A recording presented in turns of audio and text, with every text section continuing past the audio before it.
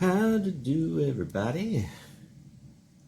It is Monday, August 3rd, and this is going to be, I believe, my first coin collecting video. We're going to cover coins and maybe a little bit of bullion.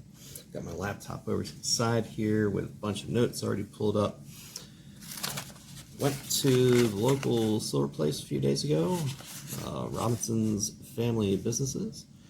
Feel free to check them out.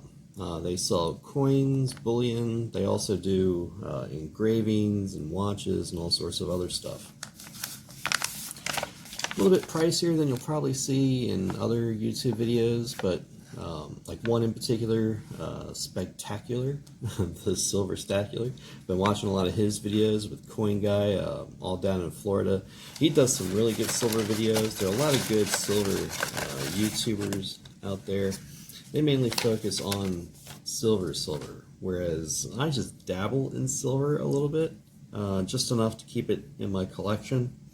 I like coins and the numismatic side of it, but you know, I'm a hobbyist, I'm a collector. I love completing sets. I wish I brought one of my binders out to show you, but I'll go through one of my set binders just so you can see what I'm talking about. We'll cover a little bit of it here. So as you can see, it's a little bit of a smorgasbord of coins here. Some of these folks probably have never seen before. Some of these you may have even come across in pocket change before. Some of these are still out there. Folks will go to banks and they'll get rolls of coins when they're able. And they'll open the rolls and they'll hunt for them. I've done that myself. I've found a couple of these old quarters. I've found a couple old nickels. I haven't found anything in 50-cent pieces, but 50-cent pieces tend to be pretty hard to get a hold of. Most banks don't carry them, so you usually have to get them ordered. I did also get some of my eBay auctions in that I won. So as you can see, these are going to be some foreign coins. We'll go over those. You'll notice that I mainly collect coins for the artistry of them, but I also love collecting sets once I get started. But we will put this one off to the side a little bit. We'll cover that in a second. Where should we start? Let's start with these. So these are called Standing Liberty quarters. Yeah, these were 25-cent pieces. Let me pull.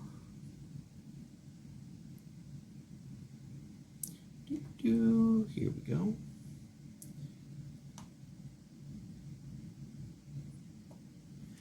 Standing Liberty quarter was from 1916 to 1930. You can see the date down here, 1930.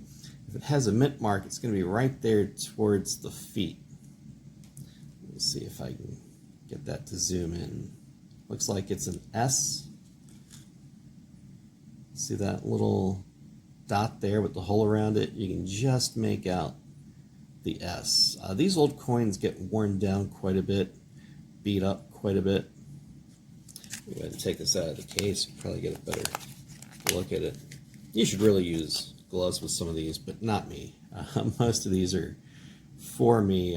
I'm not looking to resell. Let's get close up in there.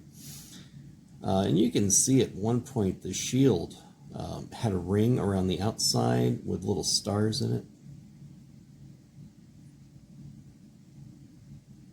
The M down here is the engraver's initial.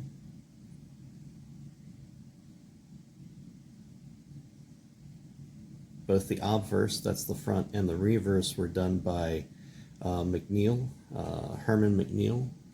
He was the one who engraved the original design. So you got the eagle in flight on the back with the 3 stars on the bottom. It's really it's really hard to find Standing Liberty quarters that still have readable dates on them. Because you'll notice it's in this weird little cartouche down at the bottom. That is not a recess. That actually sticks. I'm just trying to focus on the back. Let me get my hand in there. See if we can focus there. The date actually sticks up a little bit, so it actually wears off. Silver being a soft metal, it wears off really easy. So we got a 1930S, we got a 1927.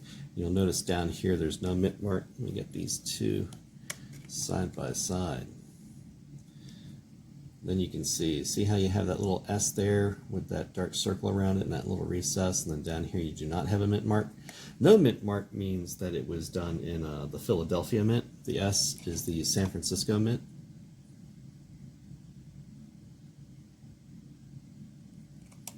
And that's part of what's causing the coin shortage right now, is the United States does have several mints, locations where they produce coins to be circulated out. However, due to COVID and illnesses cropping up in some of those locations, they've had to shut all but one down. All of them, San Francisco, West Point. The only one I believe that's still in operation is the Philadelphia Mint. So when you only have one location instead of 3 or 4 locations making coins, but they did not increase the coin production at that location, you're going to start noticing shortages. 1928, no mint mark. You can see they're in various qualities. I love coins when they look old and patinaed like this. Some of the earlier ones actually had a slightly different design to them. So you'll sometimes see those early ones. I think 1917. 1916, 1917 had like a type A and a type B. All the other coins in the set followed the design of the type B, and the only difference was the back. I think the stars were at the top instead of the bottom, or there might not have been any stars. I'm not an expert on the Standing Liberty quarters. I just pick them up when I see them because I think they're just a beautiful design. You don't get coins like this anymore. Yeah, America used to have coins like this. Look at the stars on the front. On the pillars here, 1, 2, 3, 4, 5, 6, 7, 8, 9, 10, 11, 12. Oh, and then one down there by the M, 13. So you got 13 stars in the front. Everything was so symbolic about our coins. Lady Liberty with her shield ready to protect us all. And just think about what these coins have been through. I mean, even the short span that it's been out. I mean, 1916 to 1930. This coin itself was 1928. So this was 10 years after the end of World War I. So this coin made it through World War II. It made it through all the other complications the world threw at it. And here it is. Survived being used. Someone probably bought like a pocket's worth of candy bars with it. Someone probably filled up their car with gas one time on the way to a trip, or maybe to see probably put in a parking meter when they went to a beach with their newborn family. I mean, it's just staggering what these coins might have been through. So, I mean, the shinier ones go for more. I'm not a big fan of those. Shiny coins look fake to me.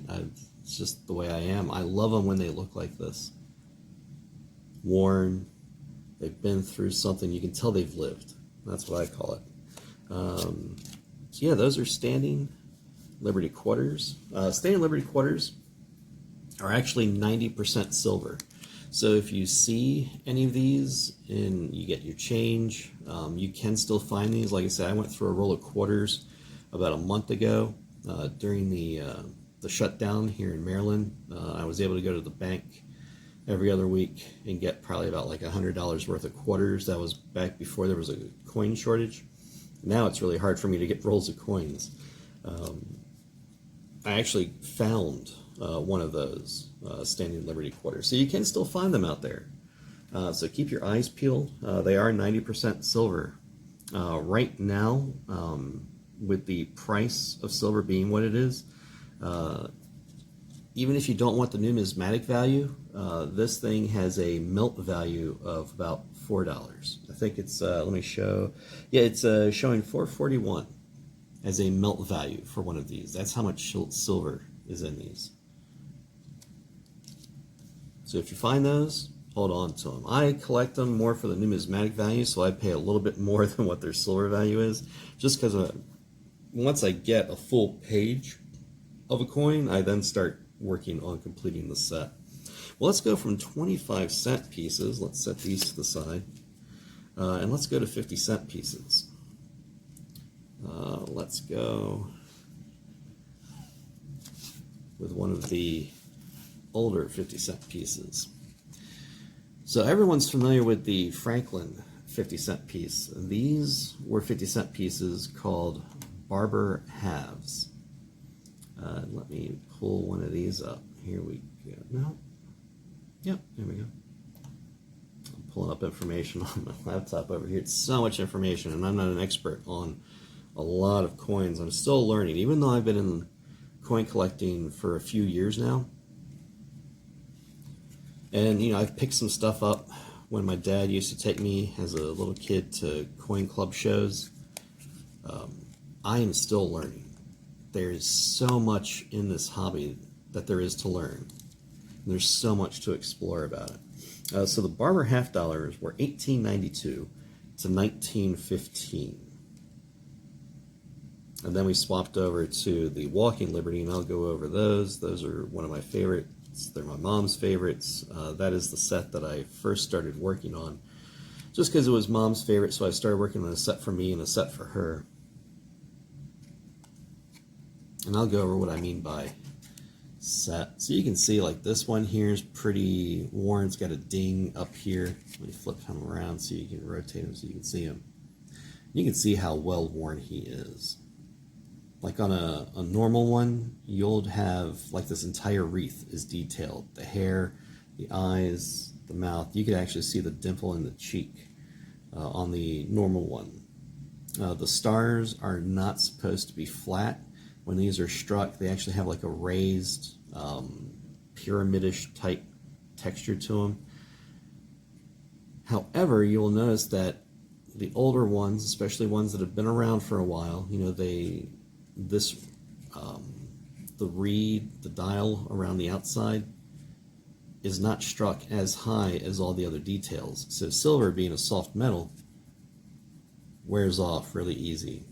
So as it gets rubbed around in the pocket, in your thumbs, in your hands, used in machines, everything slowly, you know, gets almost like sanded off until it starts getting smooth like this, until eventually this, if this is still in circulation and used, it'll get completely flat. You won't be able to see any detail. It'll just be a blank silver coin.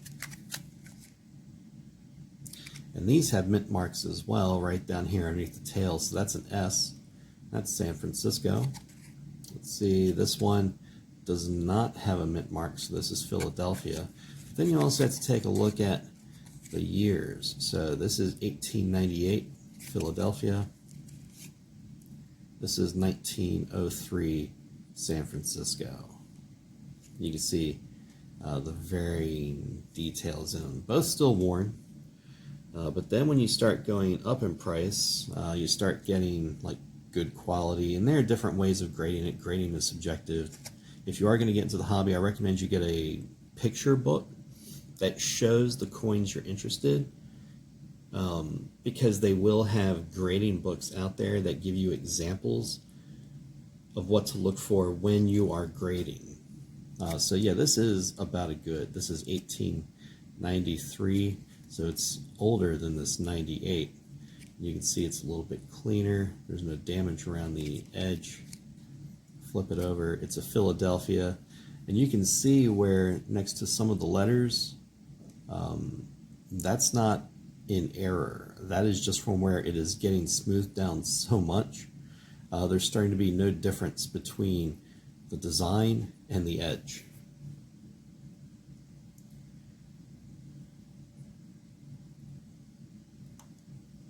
And these are 90% silver as well. These actually have a melt value. And again, we had the quarters earlier, which had a melt value of about $4. These being larger, there's more silver in them. Even though they're both 90%, a larger coin is obviously going to have more metal in it. These have a melt value of $8.79. Well, you saw price of $20 down here. That's because you're paying for the numismatic value, the mint marks, the mintage, the year. So this, where we go? Here we go. The 1900 O. So 1900, and then if we flip over, look underneath the tail, O. In this condition, you can see how it's really getting worn down here. You can tell this coin's been around, but you can still make out what it is. It's a beautiful coin. I love it when they look like this. I love it when they look aged. I'm not a big fan of shiny silver. Like something like that, yeah, the design's okay, but it's way too shiny for me. I love when it looks lived. I love when it has story and history behind it.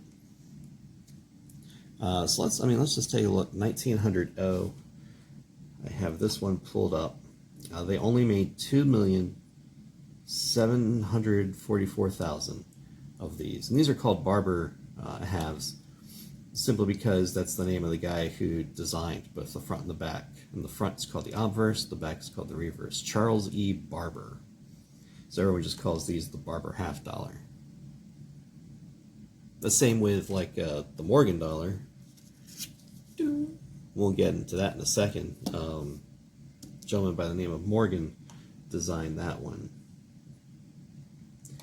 And then you have different, as you get into the grading categories. So a good grade, that's what they graded it at the shop, has a price of, right now, going by NGC, which is a website. If you're into coin collecting and you haven't been there, I recommend you use. It gives you all of this information. All the information that I've given you so far is right on the 1900 O Barber half dollar website from NGC. They also track online sales. So this one, they have a census of 19 of these.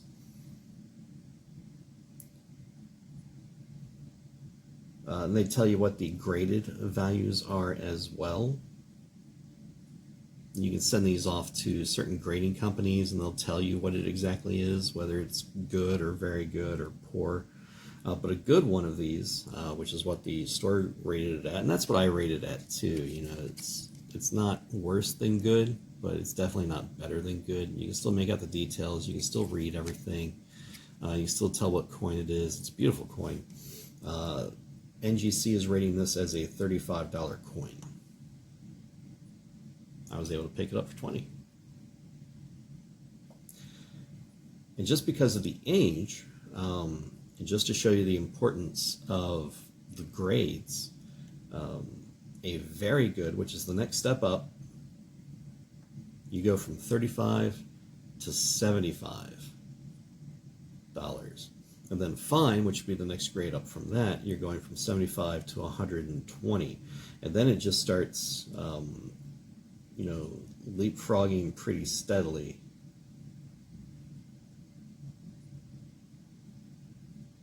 And if you find one of the brilliant uncirculated ones, you're looking at about 50,000 for a brand new brilliant uncirculated that as soon as someone got it in 1900, they put it in a case and never touched it. Or maybe it's sitting in an old bank vault somewhere in an old coin bag and it's just never been touched. So it's really hard over the years. The lower the mintage something is, which is the fewer of them made, plus the older it is, which means the more history and interaction it had to go through, the more expensive it's going to be. Those all get factored into the numismatic value. And then popularity as well. You can find some foreign coins about this grade, about this mint mark, mintage, year, quality, but it'll be a lot less than this. Just because, in America, we like American coins. There's a lot of history in that. So we picked up and I picked up some loose ones as well. They had a bin of loose ones. This one looks like it's been through some heat. Look at the toning up there. This is a San Francisco mint mark. This has been through some stuff. You can see some dings and scratches in it, but you can still see everything. And I love how the back looks with that toning, that patina. And I also picked up this one, 1893.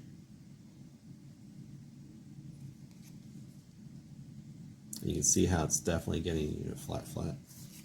So those were the Barber $50. After that, America went into, let me close this out so I don't get confused. Here we go. The Walking Liberty $50. And it's called that not because of the person who made it, but because of the design. It's the later Lady Liberty who is walking. There's a lot of, it's probably like the first U.S. coin that had a lot of energy to it. It had motion. Most everything was pretty static. It's like busts or like a heraldic eagle. This one had Lady Liberty actually walking towards the sun. And you had the sun rays going out. This one, let me try and zoom in here, had all sorts of detail. Look at the lines on her gown, and these actually go all the way up, and then you have the stars on the flag, the sheaths of grain here, and you can see where the hand has faded out. You can still kind of make out the fingers there. 1927. These were from, oh my goodness, 1916 to 1947. This is a 1927S. I needed this for my set. Now this is the reverse with the eagle. And as you can see, it's a,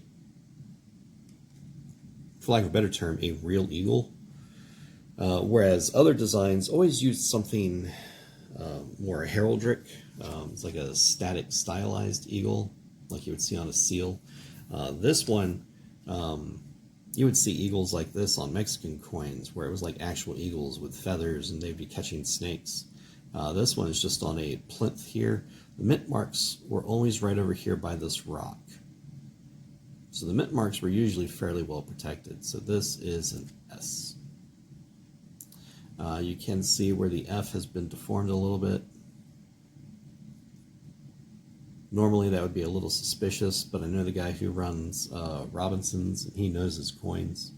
He deals in them all the time.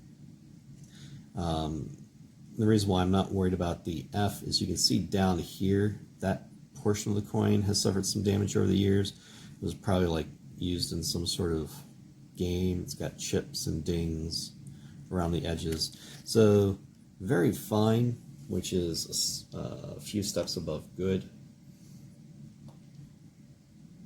Let's see how we did on this one.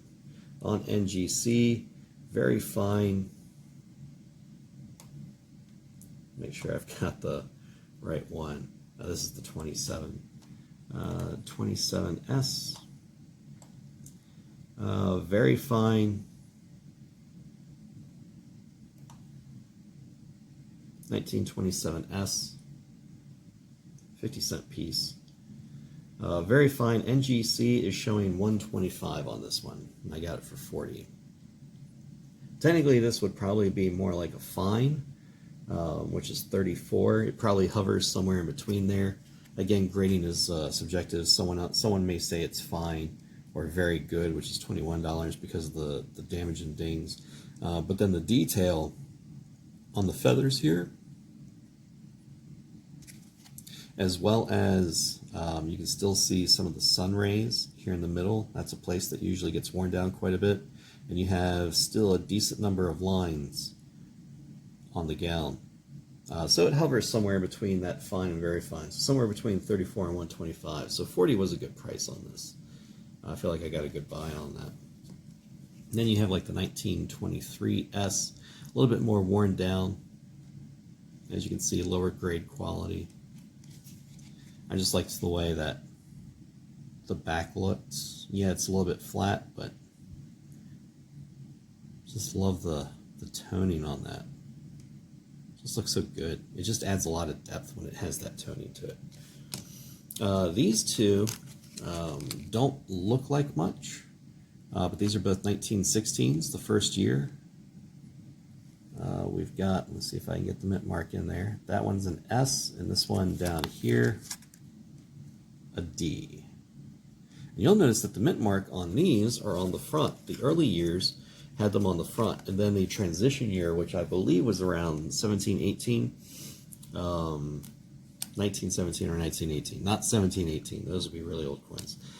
They had two versions of the coins where one had it on the front and one had the mint mark on the back. So as you can see, there's a lot to collect when trying to complete these sets. Let's just take a look at the 1916D. So the 1927S had a mintage, which means from the San Francisco Mint in 1927, they made 2,392,000.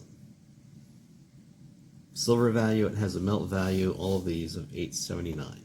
So if you're just looking for the silver value, 879. However, what drives the price up is the numismatic value. That means the quality of it and the mintage.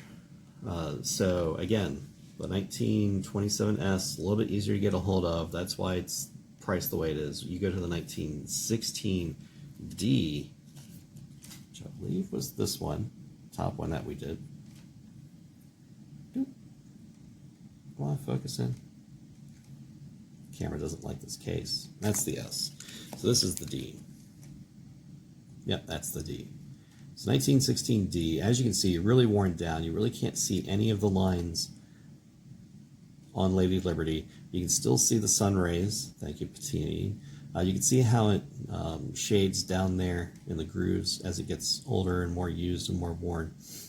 So you can see some of the stars there, even though they're getting faded. You really can't see anything of the arm, so it's definitely worn down. This would definitely be a good. You got dings and chips along the edges in the back. However, this back is toned beautifully. Even though you can't really see any of the feather detail or the chest eagle detail, it's pretty flat. But you can still make out that it's an eagle. So this would definitely be like good, I would grade it. They only made under half as many compared to the 1927S. 1916D, Denver Mint, they made 1,014,400. 90% silver. However, if you go down to good, which is like the lowest grade besides just slag, which there's like no detail, it's got gouges, you basically just want to melt it down. So a good one of these, $50.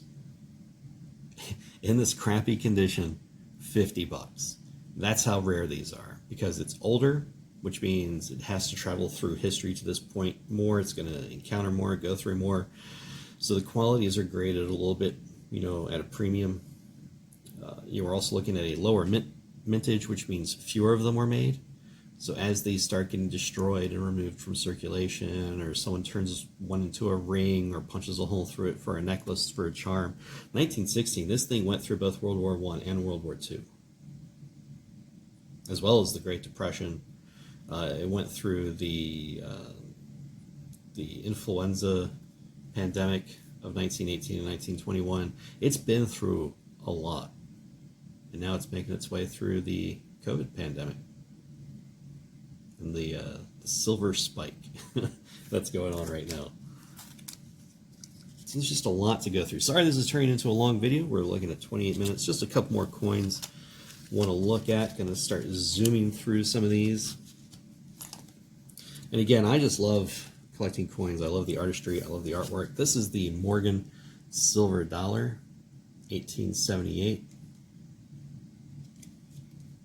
Picked it up for $45. And then you have all types of errors. So this is a 78 coin, but it has the reverse of 79. And that's just the way that the feathers are positioned. And you'll have some where it'll have, there's no mint mark down here, so it's Philadelphia. These things are heavy. If you see Western movies where they have bagfuls of silver dollars or silver coins, or they pay with a dollar coin, that's what was used, the Morgan. And you can see down here by the neck, there's a little M etched in there. That's for the gentleman who designed it all. Let's see if I can pull up his, oh my goodness, there's so many dates and mint marks, and these were like the last ones made from the Carson City Mint, but they made so few of them from Carson City, and plus it was out west during that Wild West period, so it was really hard to get a hold of. Not many of them are really surviving. The ones that do go for a huge premium. But you can just see how beautiful of a design this is. And this thing has heft to it. Like, let me just take out one of these. Yeah, I'm going to take out this $50 coin. All right. Yeah, let's do that again. And then that's look at how thick this thing is in comparison. Let's put these two side by side here. That's just crazy. 90% silver. I love Morgans. These are my two favorite coins for American coins right now. The Walking Liberty half dollar and the Morgan silver dollar. I'm trying to complete a set of each one. And it's expensive. I can only get a coin here or a coin there. So whenever I find just random Morgans for good prices, I tend to pick them up. I don't mind handling these older coins with my hands like this. You see I'm touching the sides so I don't mess up the front. Pristine coins that will look like this, you don't want to touch.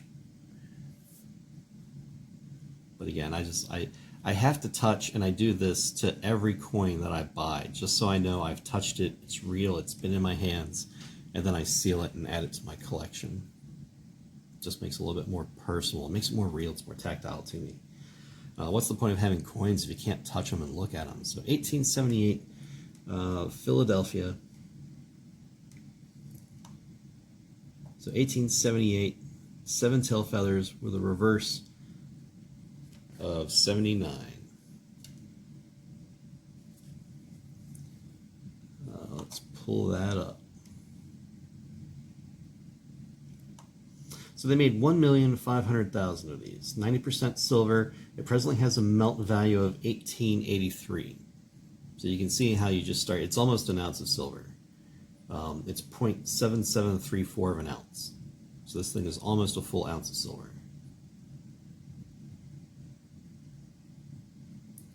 Let's take a look at the prices. Let's go with the lowest quality. Let's go with good, the lowest quality. $45 right now. That's what I paid for it. He's got extra fine 40.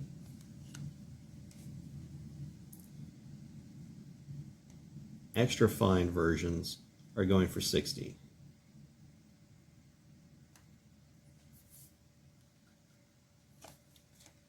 You can definitely make out a lot of the detail. It's got some toning to it, which I love. I love that it's been around, but you can make out. And then the tail feathers down here, you can count 1, 2, 3, 4, 5, 6, 7. The earlier ones you'll find ones with 8 tail feathers. You'll find some with 7 tail feathers over 8 tail feathers, and all sorts of weird variations. That's just from where the die, which is the metal puncher that slams down on it and puts the design in. That's why you get these reeded edges here. That's just where the silver expands out to accommodate being mushed into this. It's like when you mush Play-Doh and it kind of spreads out around the edges. After a while, those punchers, dies, get worn down and they have to be changed out, and they don't slam down once. They start bouncing kind of like a drumstick when you're trying to do a drum roll. And they cause errors, and sometimes there's misalignments, like if they punch down on this side, the coin kind of wiggles and then it gets flipped around. You'll find off-center ones. You'll find some where it's only been punched halfway through. There's all sorts of weird errors out there. I mainly just focus on the main set, but you can definitely make out, look at that hair detail. And here, now that I've moved it that way, you can see how the light has caught on that little M down there. See that little M? That's the, all engravers tried to put their initial on their coins somewhere. But you can definitely make out clearly the Liberty. You can make out each of the grains. This is definitely at least an extra fine. So $60 coin right now. You can usually find coins like this for good prices. Just go to reputable dealers. Be careful on eBay. I tend not to buy expensive coins on eBay. You need to know what you're looking for. Get yourself a little bit of experience in the hobby before you start eBaying. That way you know what to look for. You then start to get to know the reputable dealers, do some research. Let's take a look at some foreign coins. Or maybe I should just cut it off here, and then we'll do another video for some foreign coins, and then we'll go over silver bullion. I think that's what we'll do. Give you a little break. We're already looking at about 35 minutes for this video. We'll make another one with some foreign coins that I've picked up off of eBay. I had those orders come in, and then we'll cover just silver and some more coins. We'll talk more about silver next time, and we'll go over silver bullion.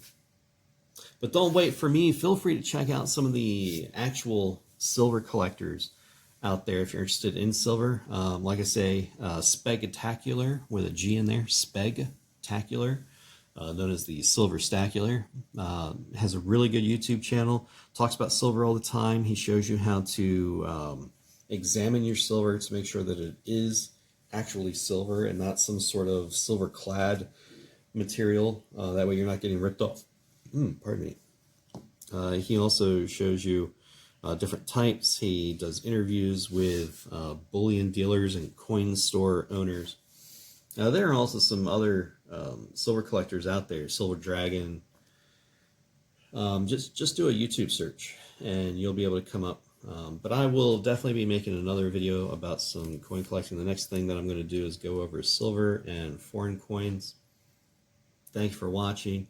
As you can see, I am definitely a hobbyist. I love all sorts of different hobbies. Coin collecting, my dad got me into it.